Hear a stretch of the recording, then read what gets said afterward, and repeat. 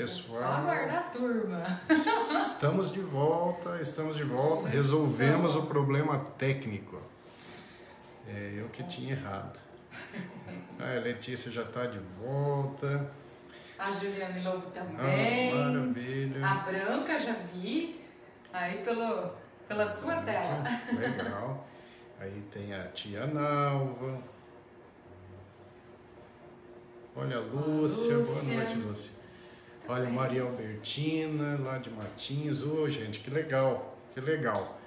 A gente atrasou um pouquinho por causa de problemas técnicos aqui. A Márcia, abraço, Márcia. Márcia a Jana, a querida. Viviane, minha irmã, Oi, também já está por aqui. Tudo bem? Família toda assiste a live junto, a Carlinhos, o Davi. Isso aí, família maravilhosa. A Branca, deu boa noite. Isso. A mãe por aqui também. Oi, dona Dica. Oi, mãe. Você é o Antônio, lá de Paranavaí. Isso. Legal, hein, pessoal? Olha só, bastante gente chegando. Agora sim. A Sueli Tioco, querida. A Preta. Isso, a Preta já está por aqui. A Fátima Ortiz. Legal, gente, legal. Aí sim, a Oraide, paciente muito querida também. O Fer e a Mila também. Legal, gente, legal. Muito bom. Então a gente vai começar aqui, né, com 10 minutinhos de atraso. Olha, a Rose e o Klaus, nossos amigos queridos. Adoramos esse casal. Vamos pedir aí para o pessoal dar o boa noite, deixar nos comentários, porque às vezes o pessoal entra e a gente não consegue ver, eu não consigo visualizar. Ó, a Margarete lá de Belo Horizonte. A Margarete Malafaia, né? Isso, Isso, boa noite, Margarete. A Rosânia Moreira também por aqui, Daniele Barzon. Olha. Boa noite, a Ildia Sony. Ildia Sony, minha parente. Muito legal, bom. Legal, gente. Então, olha só, aí sim, hein? Ó, Daniele Barzon, que é nossa sócia, né? A Conceição Zanin, querida também. É isso. Aquela que aplica vacina na gente, né? É verdade. Tem a mão de fada. Legal. Nádia, Mara dos Santos, abraço, Nádia. Legal, gente, legal. Enquanto a gente vai iniciando, né, vamos lá, fazendo aquele nosso início, aquele início ritualístico, né, sempre compartilhar o link da live no perfil do Facebook, também chamar as pessoas para assistir a live, colocando os nomes lá nos comentários, que isso é sempre muito legal, né? Sempre muito importante, e dando aquele boa noite cheio de coraçãozinho que a gente adora receber. Então tá, pessoal, então vamos começar, né? A Rosilene, querida. Rose, a gente tava só esperando você. Beijão pra você. Bom, então tudo bem, pessoal. Nós vamos hoje falar sobre esclerose múltipla, tá? Eu já vi que assistindo a gente tem 2, 3, 4, pelo menos 5 pessoas com esclerose múltipla, né? São pacientes que eu acompanho há muito tempo. E algumas dessas pessoas já haviam me pedido para que fizéssemos então uma live sobre esclerose múltipla. Na próxima segunda, dia 30, vai ser o Dia Nacional da Conscientização em relação à esclerose múltipla. Então a gente está fazendo uma semana antes, né? Um assunto muito importante, as pessoas precisam ter conhecimento a respeito e vocês vão entender bem por que ao longo da live. Bom, esclerose múltipla é um assunto pelo qual eu tenho muito interesse. Então, atividade inflamatória orgânica é algo que me intriga desde a época da universidade, desde a época do meu curso de medicina. Quando eu terminei medicina, eu já estava embrenhado na neurologia, eu já participava de um grupo de estudos muito forte em neurologia, que era coordenado pelo professor Dr. Ramon Carme Maciel e o Dr. Luiz Sidônio Teixeira da Silva, 2 ícones da neurologia brasileira. Então, eu tive aquele interesse por neurologia e processo inflamatório. Como vocês sabem, a minha mãe morreu de neurocisticercose, e neurocisticercose matava geralmente pela atividade inflamatória. Então era algo que me chamava muita atenção e que eu estudava muito. Quando eu terminei o curso de medicina e fui fazer neurologia, a princípio eu buscava conhecimento a respeito de neurocisticercose. Então eu acabei visitando serviços, indo a congressos, nos lugares onde mais se sabia neurocisticercose. Quando tudo se definiu, o meu interesse ele se voltou para a inflamação nas outras patologias em neurologia. E esclerose múltipla era, sem dúvida, a mais importante. Então, a princípio eu montei um ambulatório em 1996 no Hospital de Clínicas, na Universidade Estadual de Londrina, junto com o Dr. Damácio Ramon. E esse ambulatório de esclerose múltipla ele foi virando uma referência nacional. E graças a isso eu consegui estudar a esclerose múltipla nos melhores lugares do mundo. Então, como no Hospital São Rafael em Milão, um período na Áustria, em Viena. Então, centros que eram referência em esclerose múltipla e acabava participando das reuniões do Comitê Europeu para Tratamento de Pesquisa em Esclerose Múltipla. Depois eu acabei me tornando membro do Comitê Brasileiro para Tratamento de Pesquisa em Esclerose Múltipla e publiquei muita coisa a respeito. Então é um assunto que realmente me fascina, e hoje eu tenho a honra de ser um dos neurologistas brasileiros credenciados para o tratamento da esclerose múltipla, inclusive quando se diz respeito à liberação pelo governo federal do medicamento para os pacientes. Isso é importante porque, como vocês vão ver, os remédios são muito caros.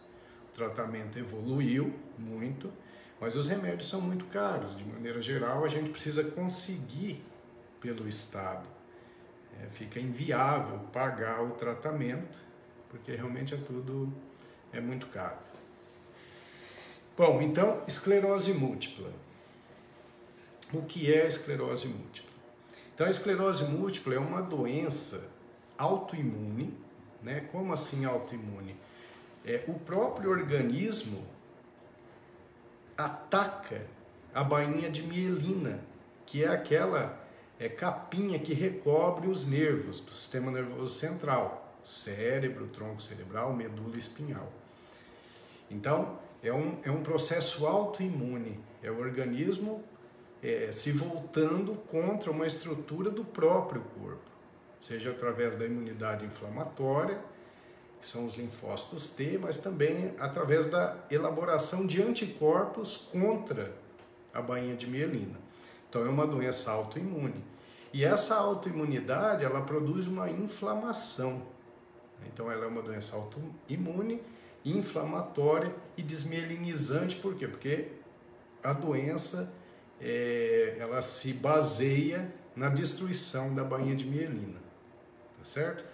Então é isso. Esclerose múltipla é uma inflamação da bainha de mielina, desencadeada por um processo autoimune, o seu organismo atacando seu próprio cérebro. De onde vem isso? A gente vai falando ao longo da explanação. A doença ela vai se caracterizando, na maior parte das vezes, pelo chamado contexto remitente e recorrente. Então a pessoa tem um ataque no cérebro, ou na medula espinhal, ou no tronco encefálico. Esse ataque é um ataque de inflamação, de destruição neuronal. Aí a pessoa geralmente tem uma recuperação, às vezes total, às vezes parcial, e fica bem um período de pelo menos um mês. Depois tem outro ataque, tem outra lesão, uma recuperação parcial. Então essas lesões elas vão se somando. Então quando nós não tínhamos o tratamento adequado, a evolução era muito ruim, porque essas lesões elas aconteciam de repetição e de forma natural. Nós não tínhamos, até ali no final da década de 90, um medicamento que pudesse ser utilizado para mudar a história natural dessa doença, né? Só depois que isso veio acontecer. E essas lesões, então, elas acontecem em momentos diferentes, né? Cada surto vai durar aí mais que 24 horas. Esse surto, depois eu vou falar para vocês como é, mas ele vai acontecendo de repetição e vai levando a pessoa a uma incapacidade, tá certo? Bom, a forma mais comum é essa recidivante recorrente, ou recorrente recidivante, ou remitente recorrente, né? Existem duas outras formas de esclerose múltipla. Existe a forma secundariamente progressiva, que é aquela que a gente via com muita frequência no passado, em que essa forma remitente recorrente, né, com lesões repetitivas, chega um momento que essa lesão ela começa a ocorrer progressivamente. Então a pessoa vai perdendo a capacidade orgânica, mesmo sem ter surto. Ela vai perdendo o neurônio, ela vai mantendo a inflamação e vai perdendo movimentos, vai perdendo sensibilidade, às vezes vai perdendo visão. Então a forma secundariamente progressiva é uma evolução dessa forma mais comum que é a remitente recorrente, tá? E tem a forma primariamente progressiva, que também é muito agressiva. Essa forma ela não se caracteriza por surto e remissão, é só por piora progressiva. Esclerose múltipla primariamente progressiva é realmente muito difícil de tratar, tá? Até hoje, mesmo com a evolução dos medicamentos, né? Bom, em termos de manifestações clínicas, né, o que acontece? O que a pessoa sente? Bom, as manifestações clínicas vai depender da localização.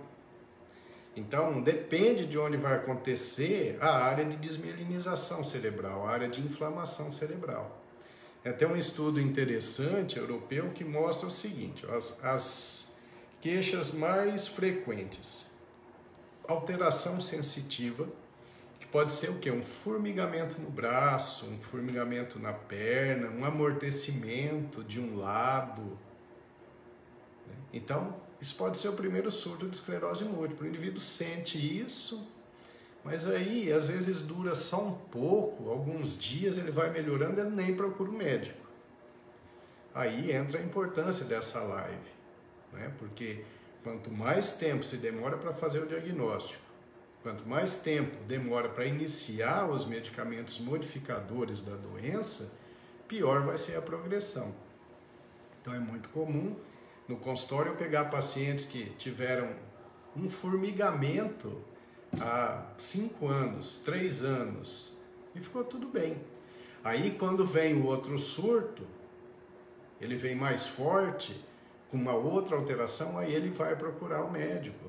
Só que já perdeu todo esse tempo de tratamento. Uma outra alteração muito frequente é a chamada neurite óptica. A neurite óptica da esclerose múltipla é o seguinte: é perda visual de um olho só. Então, início súbito, escurece a vista, só que não perde a visão totalmente. E aí o que acontece? A visão, depois ela vai ficando menos embaçada, vai recuperando. Às vezes recupera totalmente, às vezes parcialmente. Como recupera, às vezes o indivíduo não vai atrás da investigação, que é o erro, né? Esse é o momento bom de se fazer o diagnóstico, porque a gente começa a tratar precocemente e a gente vai diminuir muito a chance de ter outro surto, de ter outro ataque ao cérebro. Fraqueza também é um sintoma muito comum. Fraqueza onde? Geralmente fraqueza de um membro só. Há uma fraqueza no braço, uma fraqueza na perna. Pode ser o primeiro surto de esclerose múltipla. Diplopia. Diplopia está presente em 15% das vezes. O que é diplopia? É visão dupla. Então, tem uma placa de desmielinização pequena no tronco cerebral, pega ali o núcleo de um nervo oculomotor e a pessoa não consegue mobilizar direito o olho e ela começa a ter uma visão dupla. Ela olha para o dedo e vê 2 dedos. Às vezes isso dura pouco tempo, passa, e a pessoa nem vai procurar o médico. Pode ser o primeiro sintoma de uma esclerose múltipla. Tonturas, né? Tanto a vertigem, que é a sensação rotatória, quanto a chamada ataxia, que é uma dificuldade de equilíbrio quando está andando. O surto de esclerose múltipla pode se apresentar com ataxia ou vertigem. Então, olha só quantos sinais que eu estou citando para vocês e todos podem fazer parte da esclerose múltipla. E dificilmente vai ser igual de uma pessoa para outra. Porque esse processo inflamatório ele pode acontecer em qualquer parte do cérebro, do tronco encefálico ou da medula espinhal. E onde tiver o acometimento, vai haver um quadro clínico, um sintoma característico do acometimento daquela área. Tá certo? Então essas são as manifestações mais comuns, né? Os sintomas eles podem começar abruptamente, que é o mais comum, mas às vezes são sintomas insidiosos. Então começa com aquela fraqueza no braço, mas aí vai dando uma pioradinha, vai ficando mais fraco, vai formigando mais, né? Então pode ser uma instalação mais insidiosa. Bom, uma coisa muito interessante que acontece nos pacientes com esclerose múltipla é o chamado fenômeno de Uthoff. O que é isso? É uma sensibilidade aumentada que essas pessoas têm a temperaturas elevadas. Então, o paciente com esclerose múltipla, no calor intenso, ele sente uma dificuldade maior, ele se sente fadigado, ele sente fraqueza, ele sente uma dificuldade de enxergar sempre que a temperatura está muito alta. Isso vai acontecer também se ele tomar banho muito quente, né? Se ele entrar numa banheira muito quente. Então ele se sente fraco, ele se sente mal. Então esse fenômeno de Uthoff é uma característica que aparece praticamente sempre nos pacientes com esclerose múltipla. Esses pacientes com o tempo podem ter disfunção vesical, que é o quê? Uma incontinência urinária, por exemplo. Então, às vezes, por placa de desmielinização na medula espinhal, esses pacientes acabam tendo uma alteração da inervação da musculatura da bexiga, o músculo detrusor da bexiga. Então, esse músculo ele perde, ele não fica mais sob o controle da pessoa, ele começa a se contrair nos momentos em que a pessoa não espera. E aí o que acontece? Não dá tempo de chegar ao banheiro. A pessoa começa a ter incontinência urinária. Tá? E uma coisa muito importante que a gente vê com frequência na clínica é a fadiga. A fadiga no paciente com esclerose múltipla. Às vezes a fadiga é incapacitante. O indivíduo não tem força para começar o dia, ele se sente fraco, ele se sente totalmente sem energia.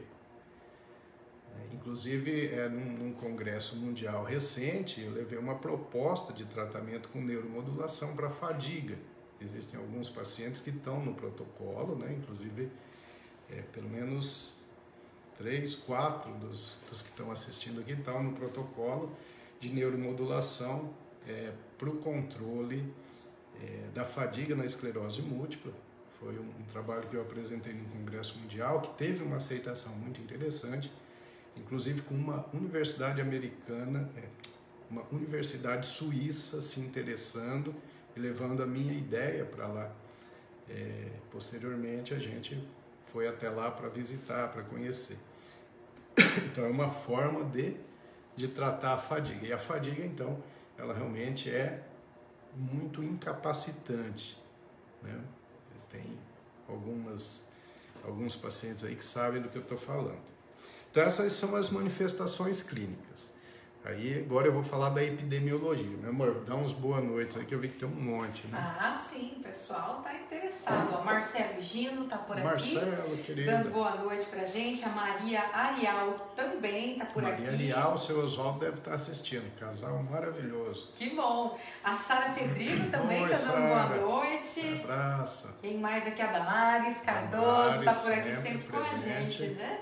A Maria Célia Cruz Maria também. Célia, querida, que está lá em Curitiba. Dando boa noite. A Isa também. Isa, lá de Curitiba. Falou em Curitiba, Maria né? Célia, estou com saudade de você. Maria Célia é minha paciente há 25 anos já. Nossa. E agora faz um tempo que ela não vem me visitar. Ela está em Curitiba por problemas pessoais, mas logo ela vai estar de volta. A Fer Arial tá por aqui também. Sim, a Fer Arial, querida, ela é filha da Maria e do Oswaldo Arial. Uma família maravilhosa lá de Astorga. A Neuza Balduino também. Neuza, querida. Dando boa noite pra gente. A Vanderleia Ferreira também, lá de Najá. O Ivan, lá dos Estados Unidos. Ele falou assim: ó, tô passando por aqui rapidinho, é o horário de almoço dele. O Ivan é um dentista de renome nos Estados Unidos, esse é o horário de trabalho para ele lá. Abraço para você, Ivan. Que bom esse privilégio, né? Ter um tempinho aí, vem aqui assistir a live. Muito querido. Iracema Salicano também tá presente. Um abraço, legal. Deixa eu ver mais quem aqui. Pessoal entrando, a Luciene Bacarim. Luciene. Também dando boa noite. O Fábio Lopes. Fábio, querido, abraço. Marley Marchiori também. Marley, muito querida, abraço, Marley.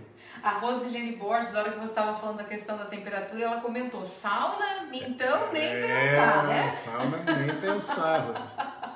A Rosângela Alves também está por aqui. Um abraço. Isabel Cristina Levinsky, dando boa noite. Abraço. A Regiane Barbosa. Oi, Regiane, abraço, querida. Deixa eu ver, a Maria Zalete também. Maria Zalete está sempre presente. Boa noite a todos. Aí nós temos aqui algumas perguntas que eu já vou vai anotando, né? aqui, anotar. Que depois nós vamos... para a gente poder fazer. A Érica, quando eu falei para ela que ia fazer uma live sobre esclerose múltipla e né, nós começamos a conversar sobre o assunto, a Érica disse que até me conhecer, ela nunca tinha ouvido falar de alguém que tivesse esclerose múltipla. Então vocês vejam que a prevalência ela tem aumentado com o passar do tempo. Né? Então hoje a gente vê muitos casos de esclerose múltipla. Então essa prevalência tem aumentado. E por que tem aumentado? O principal motivo é porque a parte neuroradiológica evoluiu demais. Né? E a ressonância magnética nuclear é um exame muito importante para se fazer o diagnóstico precocemente. Então vamos falar aqui de epidemiologia. Bom, a esclerose múltipla ela é aproximadamente 3 vezes mais comum nas mulheres que nos homens. Isso é um dado muito importante. A idade de doença ela predomina entre os 20 e 40 anos. É muito raro a gente ter caso de esclerose múltipla abaixo de 15 ou acima de 50. Não que não exista, existe sim. Inclusive, existe esclerose múltipla em crianças. Existem neuropediatras brilhantes que estudam muito a esclerose múltipla. Mas o mais comum é entre 20 e 40 anos. Tá? Bom, a prevalência. Qual é a prevalência? Bom, a prevalência ela obedece um gradiente geográfico. Olha que interessante, também estava falando isso para a Érica ontem. Eu fiz um trabalho aqui no sul do Brasil, que foi publicado há alguns anos, e esse trabalho ainda é utilizado como referência, e nós encontramos aqui no Brasil uma prevalência ali de mais ou menos 15 para cada 100 mil habitantes. Então vocês vejam que, por exemplo, numa cidade como Arapongas, que tem um pouco mais de 100 mil habitantes, nós devemos ter em torno de 15 pessoas com esclerose múltipla. Se nós formos olhar no norte da Escócia, lá são 250 pessoas para cada 100 mil habitantes. Olha a diferença. Enquanto aqui nós temos 15 casos para cada 100 mil, lá eles têm 250 casos para cada 100 mil, né? Lá no norte da Escócia. Então, os epidemiologistas foram estudando e era muito interessante que quanto mais próximo da linha do Equador, menor era a prevalência. Quanto mais ia se afastando da linha do Equador, maior o número de casos. E por que isso acontecia? Bom, a princípio isso batia com a intensidade do sol. Os locais onde tem uma incidência maior de raio solar tem uma prevalência menor de esclerose múltipla. Então, lá no norte da Escócia, né, nos países da Escandinávia, onde tem pouco sol, a prevalência era muito alta, né, acima de 200 casos para 100 mil habitantes. E aqui no Brasil, como nós temos muito sol, aqui só 15 casos por 100 mil habitantes. Então tem esse gradiente. Com o tempo se descobriu que isso tinha muito a ver com a vitamina D. Um fator muito importante no desenvolvimento da esclerose múltipla ou na manutenção da doença com piora da atividade dessa doença é a baixa de vitamina D. Por isso que todos os pacientes com esclerose múltipla, a primeira preocupação é deixar com níveis excelentes de vitamina D. A deficiência de vitamina D, como nós já falamos em lives anteriores, ela está associada a muitas doenças. Eu já falei para vocês, por exemplo, a deficiência de vitamina D, ela tem uma correlação com declínio cognitivo. Baixa de vitamina D tem relação com alguns tipos de neoplasias, de câncer. Baixa de vitamina D tem a ver com muitas doenças autoimunes. A vitamina D, ela funciona como regulador em mais de 1000 genes. Então, na medicina atual, não se deixa mais passar isso. Na medicina atual, independente do motivo pelo qual você vai ao médico, a dosagem de vitamina D é fundamental. E se ela estiver baixa, mesmo que você não tenha nenhum sintoma relacionado a isso, é necessário uma reposição de vitamina D. E os níveis adequados de vitamina D no sangue, hoje a gente já não aceita mais aquela necessidade diária mínima, que era uma necessidade para sobreviver. Hoje nós sabemos que esse nível de vitamina D ele tem que estar bem mais alto. Então eu vou começar a tomar vitamina D por conta própria. Não, não é isso. Tem que dosar no sangue e fazer a conta para que se faça a reposição. Então isso é um médico que faz. Porque é lógico que vitamina D em excesso vai fazer mal. Vitamina D em excesso está associado, por exemplo, à calcificação renal. Mas o médico, independente da especialidade, tem por obrigação sempre estar de olho nos níveis de vitamina D dos pacientes. E a esclerose múltipla tem uma relação direta com o nível de vitamina D. Então, olha só que interessante, quanto mais longe da linha do Equador, menor a incidência de raios solares, maior a chance de ter esclerose múltipla. E o contrário é verdadeiro. Quanto mais próximo da linha do Equador, mais incidência de raio solar, menor a chance de ter esclerose múltipla. Muito, muito interessante esse detalhe, né? Em termos de número, de prevalência, né? Quando a gente fala de prevalência, é o número de casos existentes para cada 100 mil pessoas. Da década de 50 para cá, teve um aumento muito grande. E por quê? Bom, por causa da evolução da parte de radiologia, mas não só isso, por causa de alguns gênios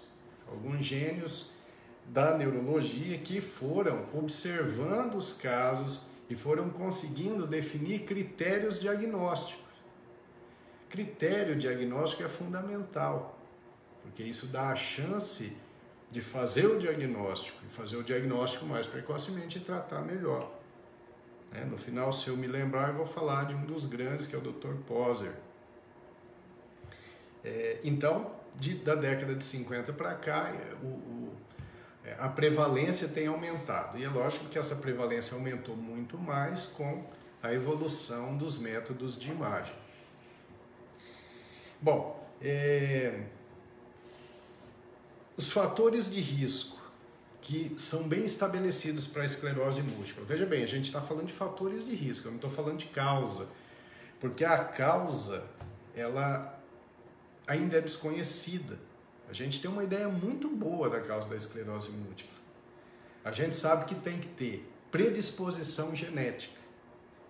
Eu já participei de algumas pesquisas em que a gente correlacionava alguns tipos de HLA, alguns tipos de antígeno, algumas alterações genéticas que aumentavam a chance de esclerose múltipla. Então a genética é um fator importante, tá? Mas existem os fatores ambientais. E quais são esses fatores ambientais? Então, até agora o que a gente sabe é que a deficiência da vitamina D é um fator. O tabagismo, o cigarro, aumenta muito a chance do desenvolvimento da esclerose múltipla. Né? O tabagismo faz mal para tantas coisas, então mais uma aí para a lista. O tabagista tem uma chance maior de desenvolver esclerose múltipla. E um outro fator que se observou é que nas pessoas infectadas por um vírus, a chance era maior de desenvolver esclerose múltipla. Qual vírus? O vírus Epstein-Barr, que é o vírus da mononucleose infecciosa, que se transmite ou se pega através do contato de saliva. Então, veja só, qual a causa da esclerose múltipla? É bem complexo isso. Então, é uma predisposição genética, mais um fator ambiental. E qual é esse fator ambiental? Deficiência de vitamina D, contaminação com vírus Epstein-Barr, tabagismo. Né? Então, tem que ter uma interação de fatores ambientais numa pessoa com predisposição genética que acaba desenvolvendo a doença. Tá certo? Então, é um assunto realmente apaixonante porque ainda tem muito o que ser descoberto, né? Muito o que ser definido. Bom, vamos ver aqui, aí manifestações clínicas já falei, e aí agora eu vou falar da evolução da esclerose múltipla. Mas meu amor, você pode dar uma boa noite, se quiser pode até fazer uma pergunta, só uma, porque depois eu vou para a evolução da esclerose múltipla. Muito bem.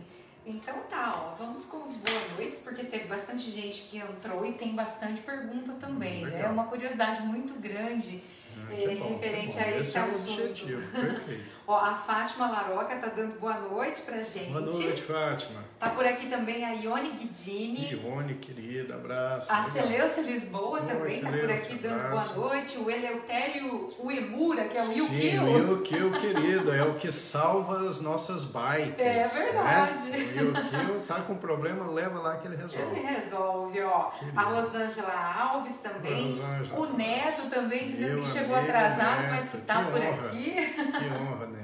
Abraço. Deixa eu ver quem mais, ó. A Yolanda Naves também já chegou por aqui. A Mariane Cristina Borges. Sim, nossa professora de karatê. É verdade. Legal. Ó, a Rosângela Francelino também tá por aqui. Deixa eu ver. A Luzia Ivazaki. Luzia. Irene querida. Suzuki também. Irene, querida, ó, alô, dizendo boa noite, atrasado. O importante é que chegou. E é isso aí, meu amor. Vou fazer então, tem muita pergunta boa aqui, tá? Mas só assim, fazendo, né, alguns comentários, algumas pessoas estão assim relatando que tem parente ou então que também foi diagnosticado, né, com essa doença. Mas a Rosângela Alves, ela disse que o marido tem esclerose múltipla há 4 anos. Há 2, teve uma crise que foi identificada como labirintite. E aí, a Branca, ela faz uma pergunta interessante referente a esse comentário, né? Sobre os sintomas que se confundem muito com outras patologias, como a labirintite, né? O que fazer? Então, Branca, é isso aí. Esse é o problema da esclerose múltipla, porque tudo aquilo que eu citei de sintomas podem ser de outra patologia. Né? Então, um formigamento na mão pode ser porque você tem um problema na coluna, né? Uma vertigem, uma tontura, pode ser labirintite. Há uma perda visual que você recupera, pode ser só uma neurite óptica. Uma paralisia facial, que pode ser também um sintoma de esclerose múltipla, pode ser uma paralisia facial periférica idiopática de Bell, que não tem nada a ver com esclerose múltipla. Aí que está a dificuldade, né? Por isso da importância de, quando tiver esses sintomas que são atípicos, procurar um médico, né? A labirintite que citaram aí, pode ser só uma labirintite ou pode ser uma vertigem posicional paroxística benigna, mas pode ser um novo surto de esclerose múltipla. Então, teve a vertigem, tem que ter o seu médico, o seu neurologista, vá até lá e aí ele vai fazer uma avaliação clínica com história, exame físico. Se for necessário, ele vai pedir uma ressonância para definir. De repente não é labirintite, às vezes é uma placa de esclerose múltipla no cerebelo, por exemplo. Então é isso aí mesmo, é difícil o diagnóstico, é difícil.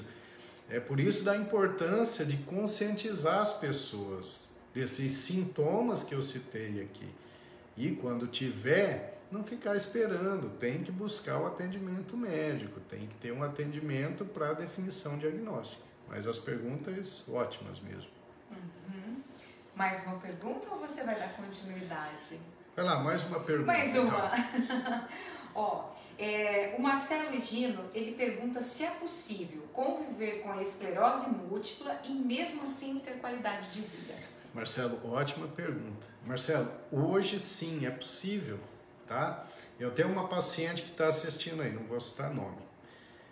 Ela é minha paciente já há 20, acho que é uns 20, acho que 25, 24 anos. Era uma menina, teve o primeiro surto que foi violento, ficou tetraparética, teve neurite óptica, perdeu a visão.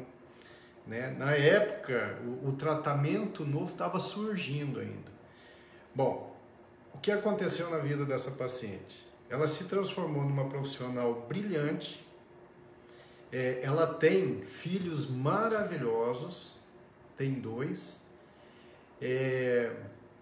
tem uma vida extremamente produtiva e só sabe que ela tem esclerose múltipla quem ela contar, porque ninguém imagina.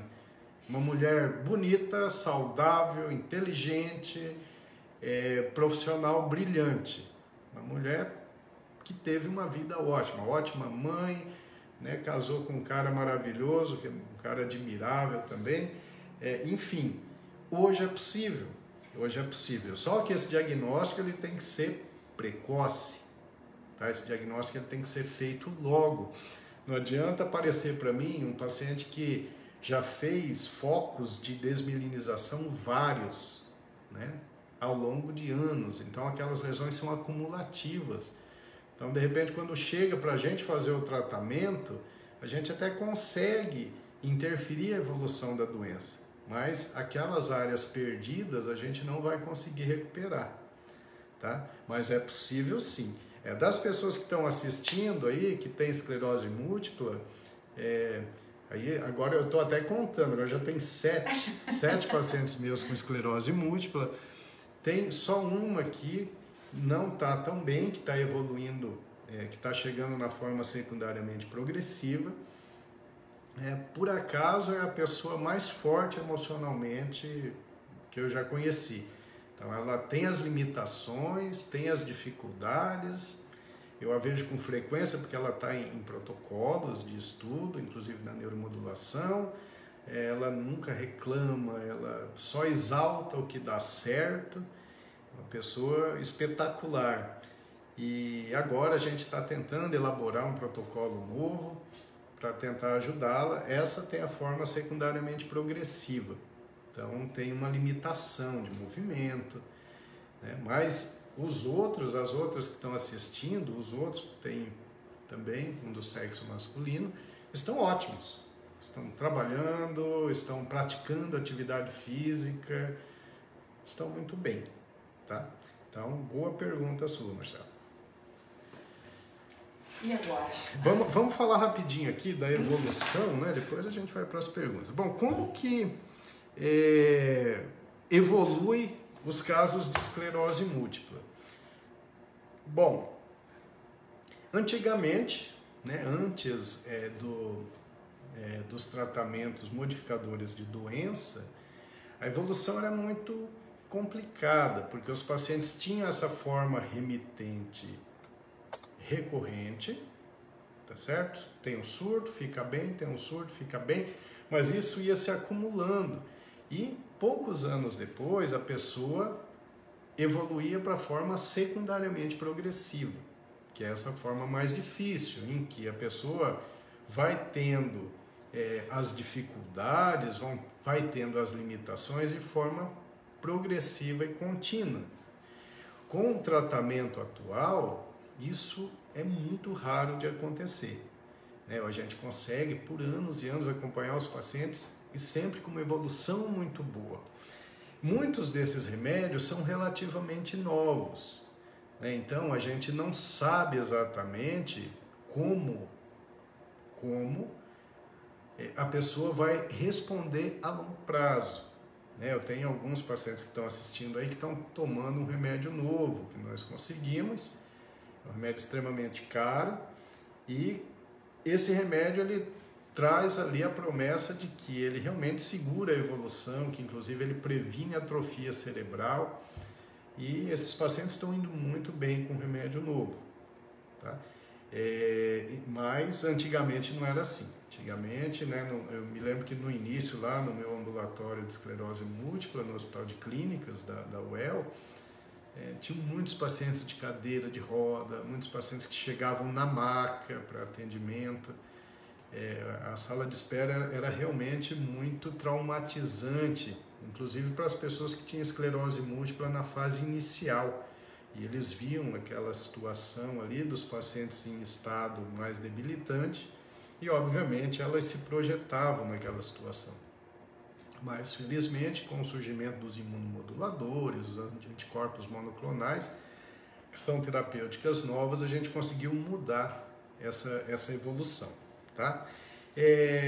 Então, a forma secundariamente progressiva já é um pouco mais complicada, porque a gente está de olho em vários estudos, inclusive nós vamos começar um muito em breve, mas os resultados ainda não são bons para essa forma secundariamente progressiva.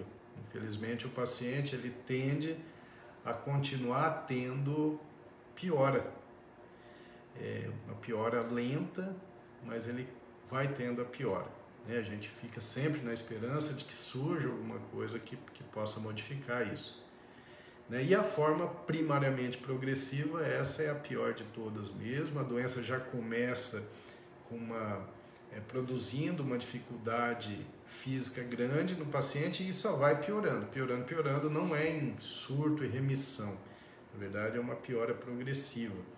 Nós ainda temos dificuldade para tratar primariamente progressiva. Felizmente, ela é rara, ela é pouco frequente, tá?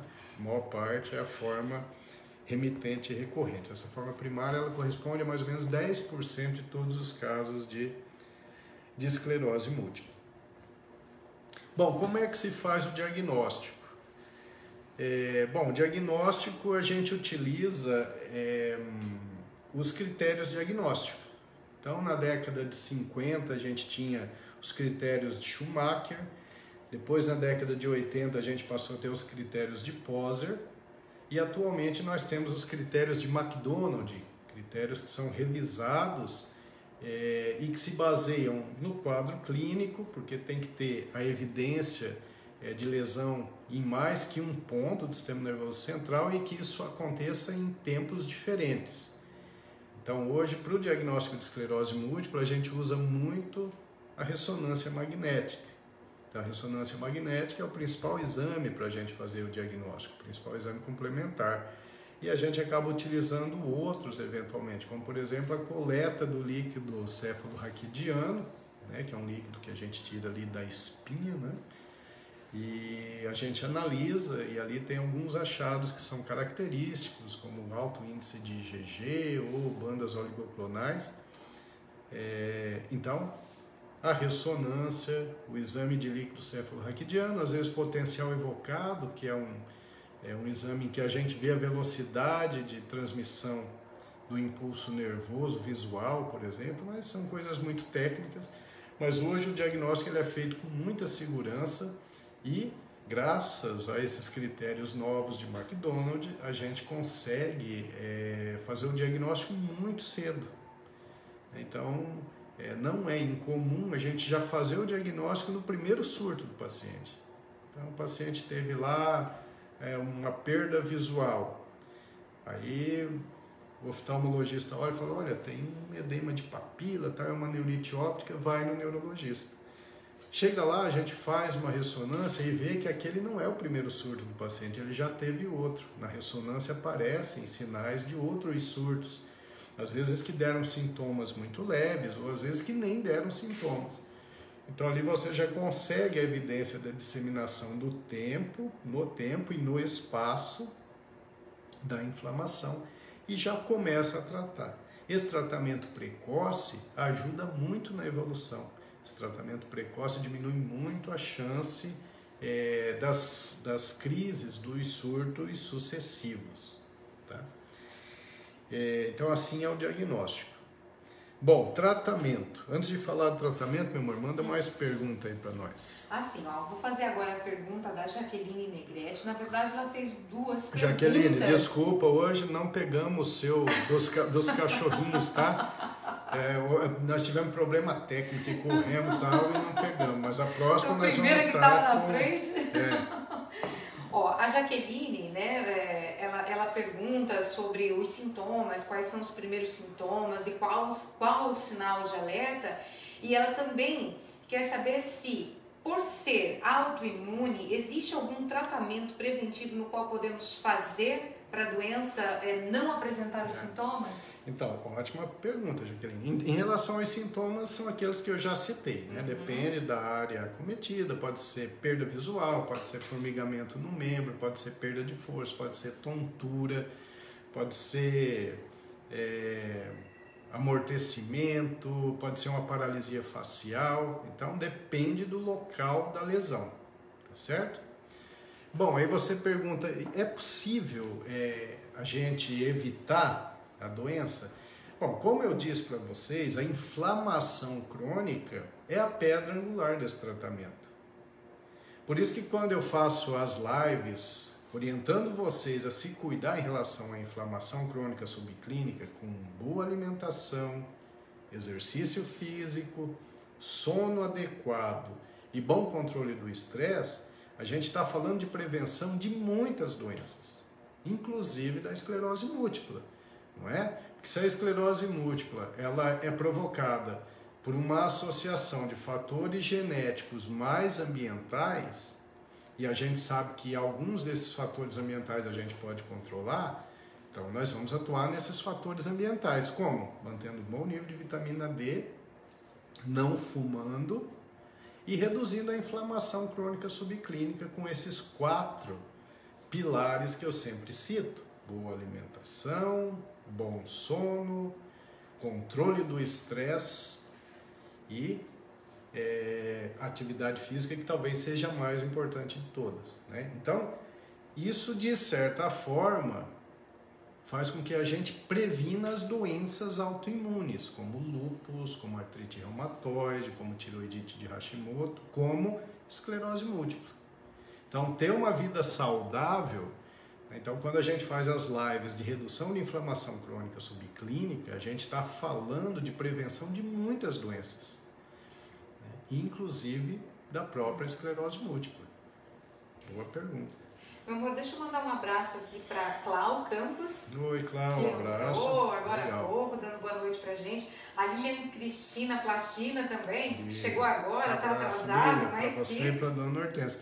Meu tá amor, assistindo. o Ivan, ele tava meio... Ele tava com pressa e ele queria... Mas eu ia já fazer esse comentário, eu achei muito bacana, porque ele fez uma pergunta e aí eu não podia te interromper naquele momento, mas a Isa já respondeu e a Jaqueline confirmou a resposta. Eu amo o povo dessa live.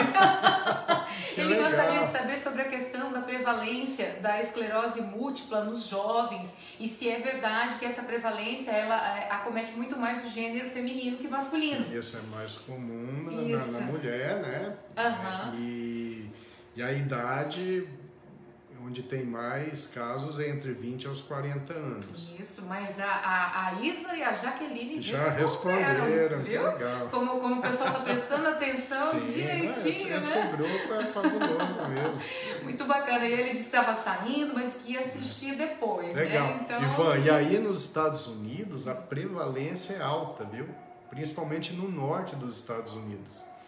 Inclusive, quando a gente elaborou o nosso ambulatório aqui, na hora das pesquisas, quem mais nos financiava eram os Estados Unidos. Era o governo americano, eram laboratórios americanos, porque eles tinham um interesse muito grande num tratamento adequado para a doença. Então, no norte dos Estados Unidos, a prevalência é muito alta. No sul dos Estados Unidos, a prevalência é menor, porque o clima é diferente, não é? Mas tem outro detalhe. Eu já vi alguns estudos que existe uma miscigenação maior por causa da grande onda migratória, né? Da América do Sul, da América Central. E essas pessoas, elas já não têm a predisposição genética.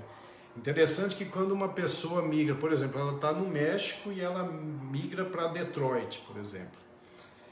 Se ela migrar antes dos 15 anos de idade, a chance dela ter esclerose múltipla vivendo lá em Detroit é a mesma chance de alguém que está vivendo no México.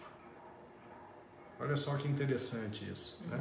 Então tem alguma coisa de vírus aí, que quando você tem uma fase da vida em que a gente entra em contato com esse vírus e a partir daí fica com uma chance significativa de ter a esclerose múltipla. Então não sei se eu expliquei direitinho, mas por exemplo, se o indivíduo migrou com 18 anos para lá, a chance dele ter a doença é a mesma do povo mexicano. Se ele migrou antes dos 15 para Detroit, a chance dele desenvolver a doença é o mesmo da população de Detroit. Então é um vírus que a gente adquire, provavelmente do Epstein-Barr, e que ele faz uma diferença muito grande quando a gente adquire antes dos 15 anos. É um dado importante isso. Ele está agradecendo a resposta, dizendo que é super interessante, né? Legal. Essa informação, e ele também avisou que é por isso que ele já se mudou para a Califórnia isso também, aí, que é um pouco mais quente. Muito sol. A prevalência na Califórnia, eu não sei exatamente de cabeça, mas é uma prevalência mais baixa do que no norte dos Estados Unidos. Mas que legal, né? Essas coisas que acontecem aqui na live são ótimas. Ó, a Alessandra Pasquim chegou agora, tá dando boa noite pra gente. Boa noite pra você, a Sandra Maria também. Oi, Sandra. E a Isa, ela pergunta se nesse caso entra aí a epigenética. Epigenética. A Isa, na verdade, ela é muito inteligente, né? A Isa já sacou tudo que eu falo, ela guarda mesmo, é fantástica. E é isso mesmo, Isa. A epigenética, né? O indivíduo pode ter a tendência genética a ter esclerose múltipla, mas se ele cuida dos fatores ambientais, ele não vai expressar, né, essa genética da esclerose múltipla. A epigenética já é epi, porque está acima da genética. Isso é importantíssimo. Se a gente tem uma vida saudável, uma vida bem regrada, né, como vocês já sabem, aprenderam nas lives anteriores, mesmo que você tenha uma determinação genética, você pode não manifestar esse gene. Isso é epigenética. Parabéns, muito legal. E a Jaqueline, como ama o frio, né? Com essa sua informação, ela disse, então posso me mudar para o Alasca e curtir o meu frio sossegado. Agora você pode. Se você tivesse menos de 15 anos, era melhor não. Era melhor esperar passar a adolescência, mas você já pode. Agora tá liberada, né? Deixa eu ver mais aqui, ó. A Eliane Cândido também entrando. Boa noite, pessoas do bem. Que legal, que gostoso. E deixa eu ver, tem mais perguntas. A Eliane é a fã do Elvis. Ah, é? A maior fã do Elvis. Ela adora o Elvis. Que legal. Abraço. Muito bom. Motoqueira mesmo. Também, fera na moto. Olha, essas pessoas são muito interessantes. São, sim. Ó, tem pergunta aqui, pode fazer? Pode fazer. Então vamos lá, da Juliane Lobo. O que poderia diminuir a progressão da doença? E se tiver na fase de progressão, quanto tempo de vida a pessoa terá com qualidade de vida? Então, Juliana, é uma pergunta boa também, mas é isso aí, uma das características da esclerose múltipla, sempre eu falo isso na primeira consulta para o meu paciente, uma das principais características da esclerose múltipla é a imprevisibilidade da doença. Então, como eu disse, hoje nós temos tratamento muito bom. Os tratamentos são muito eficazes, mudam a evolução da doença, mas a gente não pode jurar o prognóstico. Às vezes o paciente começa a tratar precocemente, ótimo, a chance dele vir a ter lesões acumulativas é uma chance menor. Mas isso não quer dizer que eu possa jurar que ele não vai ter mais surto, por exemplo. Ele pode ter surto. Então a doença ela tem uma evolução muito imprevisível. De maneira geral, a esclerose múltipla ela não reduz ou reduz muito pouco a expectativa de vida, tá certo? Mas a qualidade de vida pode ser comprometida. Então, se a pessoa tem a esclerose múltipla, forma remitente e recorrente, de repente ele chega na fase secundariamente progressiva, isso não quer dizer que ele vá morrer logo, mas quer dizer que ele vai ter limitação. Ele vai ter limitação física por um período longo. Então, a gente não pode jurar no prognóstico. O que eu posso dizer é que com os tratamentos atuais, a gente vê exemplos maravilhosos de pessoas que têm a doença há décadas e que estão excelentes, que estão ótimas. Olha, meu amor, você falando aí, né, da motociclista, da Eliane Cândido, acabou de entrar na live, né, a minha amiga querida Nancy, outra motociclista também. Ela tá dizendo que morar com os pinguins, então tem lá suas vantagens, né? Depois dos 15 anos... Então, mas tem que ser depois dos 15, porque se for antes, aí lá tem pouco sol e aí fica ruim, aí a chance de esclerose múltipla aumenta. A Jaqueline Pinguins, Leão Marinho, Urso Polar, são duas meninas que adoram o frio. E os bichos, né? Também, meu amor. Sim. Deixa eu ver, ó, o Iracema acabou de entrar. O craque Iracema, tá dando boa amigo, noite aqui, dizendo que está acompanhando a live. E eu vi aqui também o Osmar, lá de Rondônia, que também está acompanhando a live aqui com a gente. Cara, é maravilhoso, ex-jogador de altíssima qualidade, meu amigo querido. É isso aí, meu amor. Então tá, então vamos falar sobre o tratamento. O tratamento você riu, eu quero saber o que é. A Nancy, 3 vezes 15 e mais 6. Então já pode migrar. Já pode ir, tá? Então, a gente divide o tratamento em tratamento de fase aguda, o uso de agentes modificadores da doença e o tratamento sintomático. O tratamento de fase aguda, que eu disse que tinha 7 pacientes, né? Agora tem 9 pacientes meus. Meu amor, e tem inclusive uma pessoa que está aqui participando da live, que é a Rosângela Francelino. Ela tem esclerose múltipla, inclusive desmielizante, e ela está dizendo aqui que não é a sua paciente, porque ela não conseguiu uma vaga. Desculpa, esse é um problema, a gente está meio sobrecarregado, mas certamente tem algum neurologista te acompanhando. Então, o tratamento da fase aguda, então, como os meus pacientes todos sabem, praticamente todos eles passaram por essa fase, é um tratamento em que a gente faz um internamento e a gente usa uma pulsoterapia de corticoide, corticoide em altas doses. Então, tá lá com surto, apareceu, não estou enxergando, não, eu não estou mexendo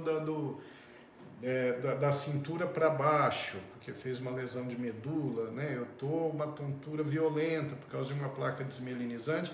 Então esse paciente ele é internado e ele recebe um pulso de corticoide, que dura de 3 a 5 dias. Esse pulso de corticoide faz com que aquela inflamação aguda regrida e o paciente tenha uma recuperação mais rápida. Então esse é o tratamento de fase aguda.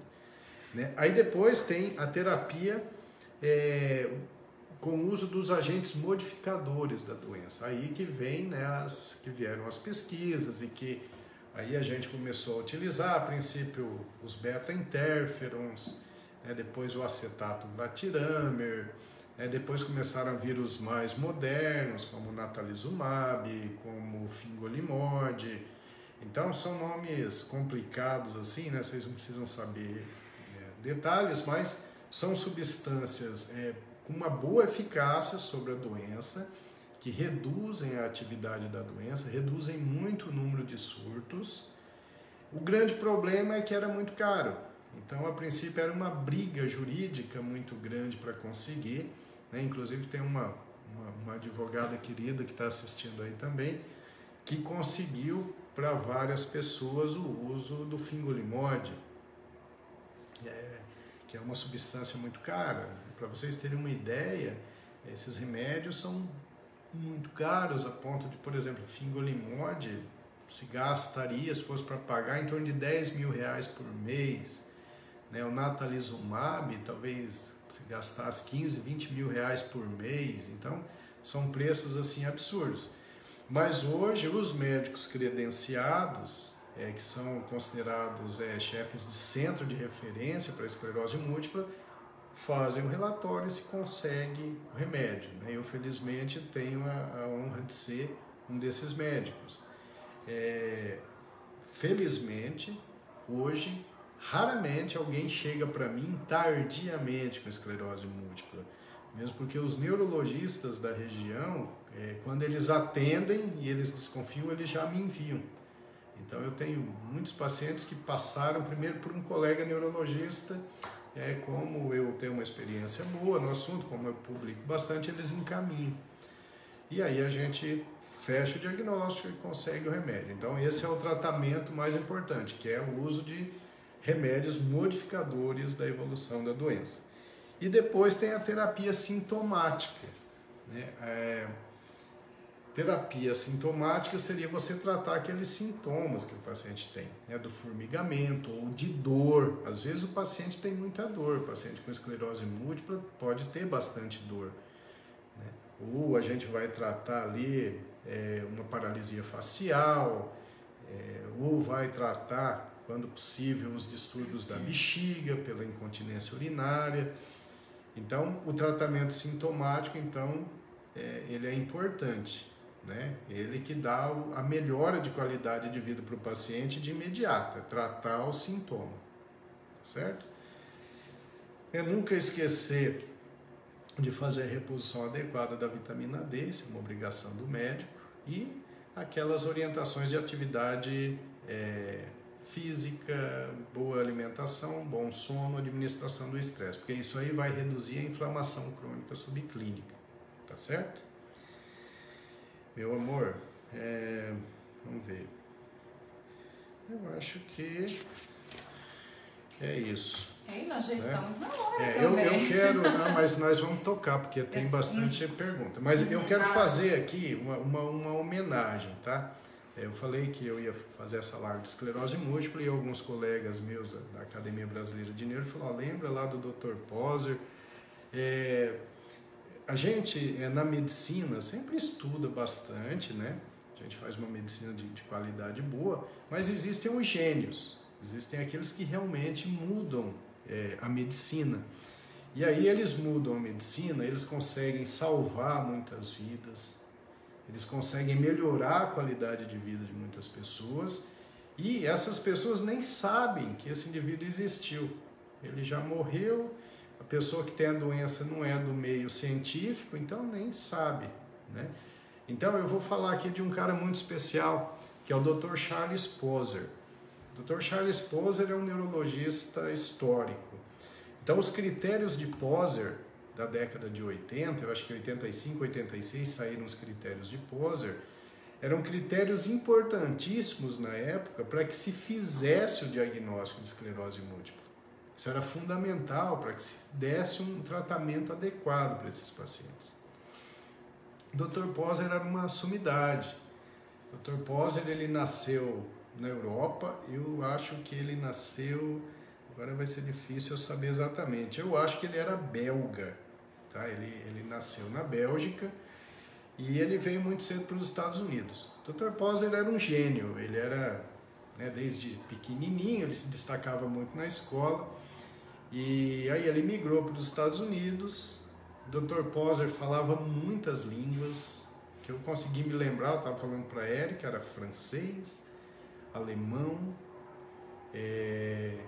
ele falava francês, alemão, ele falava espanhol fluentemente, o inglês, o holandês e, lógico, o idioma da terra pátria dele, da Bélgica, mas eu acho que mais idiomas. Mas ele era tão brilhante que na Segunda Guerra Mundial, ele era ali um jovem estudante, e ele era tão brilhante que as Forças Armadas Americanas recrutaram o Dr. Poser para trabalhar na inteligência americana, até porque ele tinha essa facilidade com línguas e tal. Bom, depois terminou a guerra, ele foi para os Estados Unidos e aí ele trabalhou em algumas grandes universidades e terminou na Universidade de Harvard, onde ele mudou a neurologia mundial. Eu tive a grande honra de encontrar o Dr. Poser num congresso em Monterrey, no México. Isso foi ali na década de 90. E quando eu avistei o Dr. Poser, eu fiquei com as pernas bambas, porque ali na minha frente estava um dos principais neurologistas da história da humanidade. E mesmo assim eu fui conversar com ele. E aí ele se mostrou um indivíduo simpático, modesto, extremamente agradável. E daquela vez para frente eu realmente me apaixonei pelo Dr. Poser. É um cara magnífico, um cara fantástico. Inclusive ele me contou da Segunda Guerra, quando ele participou da libertação dos judeus do campo de Mauthausen, que era um campo de concentração que ficava ali na Áustria. Por causa dele, depois, por causa das histórias que ele me contou, eu fui pessoalmente conhecer esse campo de concentração na Áustria, num período em que eu estive fazendo um curso lá. E o Dr. Poser era um cara formidável. Ele morreu em 2010 e é um cara que merece ser sempre celebrado e lembrado. O Dr. Poser, certamente, vocês que têm esclerose múltipla e estão tendo uma vida normal, estão tendo uma vida produtiva, vocês devem muito ao Dr. Poser. E não por culpa de vocês, mas vocês nem sabiam que ele existia, Dr. Charles Poser. Então, é um cara magnífico. E quando eu conheci nesse congresso em Monterrey, depois a gente se encontrava em outros congressos e tal, mas uma vez ele estava passando, né, pelo pessoal ali a polícia federal daquele país. Eu não me lembro exatamente em qual país nós estávamos, e quando chegou a hora dele, como ele era um militar e como ele tinha sido da inteligência americana lá na década de 40, ele tinha lá os benefícios de não passar em fila, de não precisar ficar mostrando muitos documentos, né? Como uma boa parte de vocês sabem que viagem internacional, aeroporto é complicado. Mas ele fazia questão de passar junto com os discípulos dele, que eram muitos. E ele chegou no indivíduo da imigração, tal. Imigração não, ali na hora de passar a bagagem, e pediram para ele tirar o calçado. E aí então os discípulos se revoltaram. Pô, mas isso aí é o Dr. Poser. Né? E o Dr. Poser só fez assim para os discípulos, né?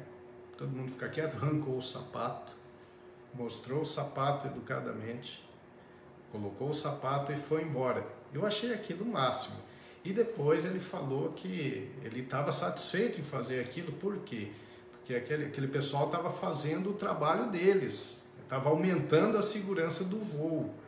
Então ele era um cara assim, um cara que mudou a vida de muitas pessoas, mudou a neurologia, principalmente na área de esclerose múltipla, e ele era um gentleman, um cara formidável e maravilhoso. Então, para vocês saberem que existiu o Dr. Charles Poser, tá? Que é um dos critérios de Poser na esclerose múltipla. Tá dado, homenagem. Tá feita a homenagem. É uma homenagem muito pequena, né, pelo tamanho da figura que era o Dr. Poser, mas é importante falar isso para vocês. Então, chegaram mais perguntas agora. Pode fazer, meu amor. Posso fazer? Pode fazer. A Creuza Peracini, é possível ter esclerose múltipla e não saber? Pergunta boa. Essa é boa. Na verdade, é possível sim. Só que aí a gente não consegue fazer o diagnóstico também. né? Mas, como eu disse, às vezes a pessoa faz um surto, tem lá um sintoma, vai para o médico, aí a gente faz a ressonância e já descobre que ele teve outros anteriores, que podem ter dado sintomas ou não. Então, enquanto ele não teve sintoma, ele fez a lesão, mas como não teve sintoma, ninguém vai conseguir fazer o diagnóstico. Mas é possível sim, é possível ter o início da esclerose múltipla e não saber, e não ter o diagnóstico. O pessoal batendo palmas aqui, ó, falando sobre a linda homenagem que você fez. Obrigado. E por falar nisso, nessa questão aí, da pergunta que você respondeu para a Creuza, deixa eu ver aqui quem mais. Acabou pulando aqui, peraí que eu vou procurar. Tava aqui com ela e puf, pulou. A Ione Guidini. Ela coloca uma risadinha, consulta, ela fala, esses dias na avenida andando normalmente, percebi que não conseguia andar de forma reta, tive que andar como um robô, umas boas quadras, mas não perdi noção de onde estava e nem do que ia fazer. Pensei em labirintite, mas como não tinha dormido bem à noite e ando estressada, coloquei a culpa nisso. Não senti mais isso, devo ficar preocupada? Não, Ione, não. A maior parte dos casos de tontura ou sensação de desequilíbrio é realmente labirintite ou vertigem posicional benigna ou até o estresse, uma noite mal dormida, pode dar alteração de equilíbrio. Então, não é todo o quadro de tontura e desequilíbrio que vai ser esclerose múltipla, tá certo? Agora, foi um quadro leve, você já está se sentindo bem. A próxima vez que você sentir alguma coisa parecida com isso, aí já é hora de investigar. Aí já tem que ir ao neurologista e fazer a investigação. Mas eu acho que por um sintoma, né, um sintoma eventual, eu acho que isso não é suficiente para você se preocupar, não. Muito bem, ó, a Isabel Cristina está dizendo que essas lives são tão boas que nem se percebe o tempo passar, né? Passa muito rápido, ela escreve aqui, né? E agradece, dizendo gratidão. Ó, a Luciane Bordignon Torres está dizendo, eu sou sua paciente, graças a Deus. A Luciane é um exemplo, pessoa maravilhosa, né? A Luciane, ela teve alguma dificuldade para recuperar a força nas pernas, sofreu, mas uma lutadora que nunca se entregava, que sempre fazia o que tinha que fazer, e hoje ela está excelente. Hoje quem encontrar a Luciane nem imagina que ela tenha problema, porque ela está se cuidando muito bem. Eu tenho muita sorte com os meus pacientes, né? São pessoas muito especiais. As pessoas com esclerose múltipla, as que eu tenho, são pessoas fortes, são pessoas com uma capacidade muito grande de reação às adversidades.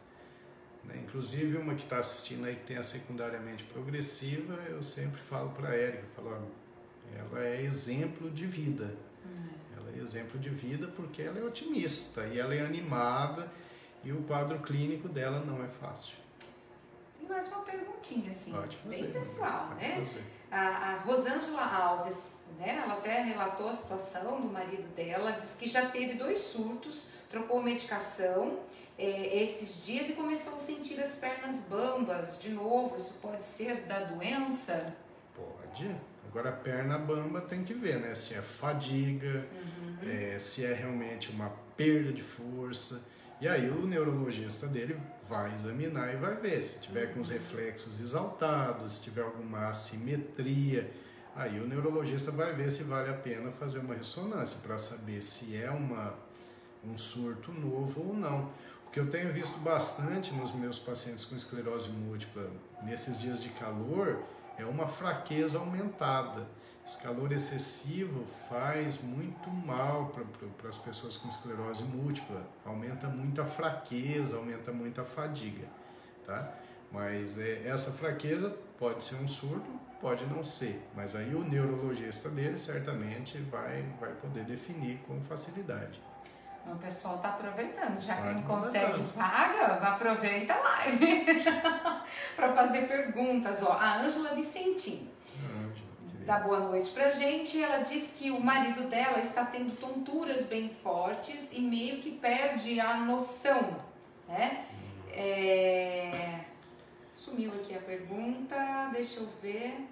É isso mesmo, meio que perde a noção. Ela tem que se preocupar com alguma coisa referente a isso? É como eu já disse, nem toda tontura é esclerose múltipla. Aliás, né, muito raramente uma tontura episódica vai ser esclerose múltipla. Tem que buscar, tem que pesquisar para ver se é labirintite, se é vertigem posicional benigna, se é neuronite vestíbulo-coclear. Enfim, tem que fazer a investigação. O que eu quero mostrar para vocês é que esses sintomas atípicos, principalmente se eles se repetem ou se são sintomas atípicos diferentes, uma vez tem a tontura, depois tem uma dificuldade de fala, depois tem um formigamento, esses pacientes que mostram que está tendo alteração em múltiplas áreas cerebrais, eles precisam ser bem investigados. Muito bem. Aqui a Maria Zaletti, ela pergunta se os sintomas nos homens são os mesmos das mulheres. São sim, são muito parecidos, não existe diferenciação de homem para mulher em relação a sintomas, né? Tem a parte sexual que às vezes no homem com esclerose múltipla pode haver a disfunção erétil, né? E as mulheres, às vezes, quando elas têm lesão de medula, às vezes elas têm baixa lubrificação de órgãos genitais, né? Mas a maior parte dos sintomas são muito parecidos em homem e mulher. O Gerson Rodrigues, grande Milton, Matheus e Igor mandando um abraço. Dois craques do Flamengo, Matheus e Igor. Muito chique, né? Pô, Matheus é o melhor lateral do Brasil e Igor é um baita jogador. Imagina para um pai, hein? Imagina o Gerson ver os dois filhos no Flamengo já brilhando, né? O Matheus já é o cara que os times da Europa querem. Parabéns. Faz até a gente torcer pro Flamengo. A gente só torce pro Flamengo agora. Né? Daqui a pouco o Matheus vai me dar uma camisa, hein? Já quero uma tampa. Mas manda um abraço para os meninos, Gerson. E parabenize os dois. E você tá de parabéns, né? Um pai exemplar que cuidou. São 3 meninos, né? E você, com toda a dificuldade, porque criar 3 não é fácil, você conseguiu aí sucesso, né? Muito orgulho. Pai de sucesso. E a mãe também. Abraço para ela. É verdade. E aí, meu amor? Meu amor, eu acho que tem mais... Alguém mandou alguma coisa aí? Deixa eu ver. Não, as pessoas aqui estão agradecendo, né, pelos esclarecimentos. Acho que foi legal, né? Acho que foi legal. Eu acho que dá uma ideia para vocês do que é esclerose múltipla. Eu acho que isso é importante para que não esperem demais para o diagnóstico, né? Isso é importante. Então, essa ideia geral que a gente dá aqui, ela é importante. Na próxima segunda, nós faremos sobre neurocisticercose, tá? Neurocisticercose é um assunto bastante interessante, já foi um problema muito mais grave na nossa região, hoje é menos comum, mas nós vamos falar sobre esse assunto. E o Gerson disse que eles estão lá no Rio te assistindo. Que legal. Que legal, um abraço aí para toda a família, muito bom. Que honra pra gente. Silvana Santos agradecendo também por você cuidar da filha dela, Isabel Cristina mandando um monte de palminhas, a Miriam Martins, Orlandini, agradecendo a você. E o Claudécio, legal. Isso, a Rosângela Alves, que participou bastante hoje, é de Maringá, ela e o marido. Legal, um abraço. Isso. Que legal. O pessoal já tá Jaqueline, obrigado por mais uma noite de... Aí passou ali. Isso, deixa eu ver aqui. Querida mais uma noite de informação. Legal, um abraço. A Isa agradecendo, a Rosilene Borges dizendo show de bola na neurologia. Hashtag orgulho, hashtag gratidão. A Dalila também, por aqui. Dalila, querida prima. A Nancy também já dando boa noite. Pessoal, já no clima de despedida, né? O bom é que segunda-feira tem mais. Foi um prazer, né? E segunda-feira nós estamos de volta, tá? Mandar um abraço lá para os que assistem depois, como meu amigo Odenir de São Paulo, o craque Nilton, que jogamos junto tanto tempo, o Ratinho lá da Alemanha, o meu pai, a Neuza, pessoas muito especiais, a Michele Lázaro sempre assiste depois. É isso, gente, um abraço a todos vocês, é uma honra enorme a gente estar aqui e vocês, né, essa hora, numa segunda-feira, tem 50 pessoas assistindo. É uma honra muito grande para a gente, tá? E é assim que eu cumpro a minha função de passar essas informações, já que eu não consigo atender todos que me procuram, infelizmente, por sobrecarga de trabalho, porque além de tantos pacientes que eu tenho, eu estou trabalhando firme no próximo livro, a gente dá umas aulas numa plataforma que também exige estudo o tempo todo. Então eu vivo sempre meio que no limite dos horários, né? E eu não consigo, por enquanto, botar paciente novo. Até março, abril do ano que vem, tem um monte de paciente novo marcado que eu vou atender e eu não consigo botar mais gente, tá? Então eu peço desculpa aos que me procuram, e vários aí tentam a consulta e não conseguem, mas não é por má vontade não, tá? Por mim eu atenderia todo mundo. E as lives são importantes para que eu possa passar boas informações, inclusive para as pessoas que eu não consigo atender, tá certo? Agradeço a estrela da live aqui, né? Linda, né? Ela ficou um dia longe lá, porque na outra segunda, na passada, nós não conseguimos fazer aqui. Uma correria. Tivemos que fazer na sala. Ela não apareceu, um monte de gente reclamou, né? Ameaçando não assistir se ela não aparecesse. Então tá aí, gente. Até aparece. Beijo, gente. Tchau, gente. Boa semana para todo mundo, tá? Até Tchau. segunda. Tchau.